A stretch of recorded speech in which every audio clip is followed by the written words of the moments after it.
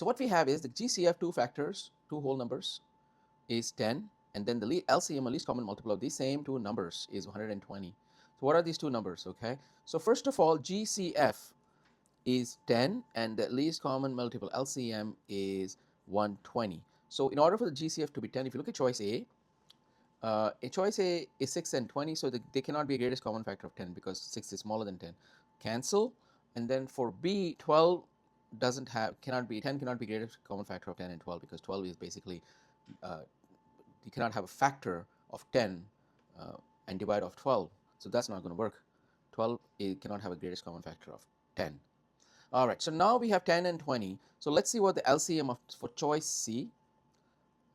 What is the LCM? LCM, least common multiple. So you can write it in this way: 10, 20, multiples of 10, and then 20, 40, but the least common multiple is 20. So that one's 20, so that's not correct. For choice D, we can write it 20, 40, 60, and 60 is the first one, 120. So 60 is the least common multiple between 20 and 60. That's also not the right choice. So the final choice then is choice E.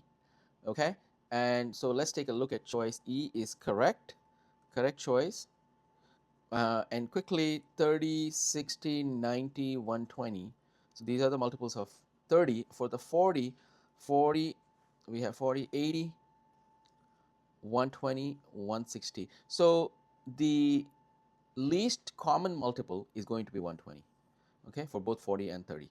So that is the correct answer, choice E. Okay, if you have any questions, please let me know in the comments below. You can also find LCM in other ways, of course, but this is a pretty easy way to find it. All right, I hope you have a nice day. Have a nice day. Bye-bye.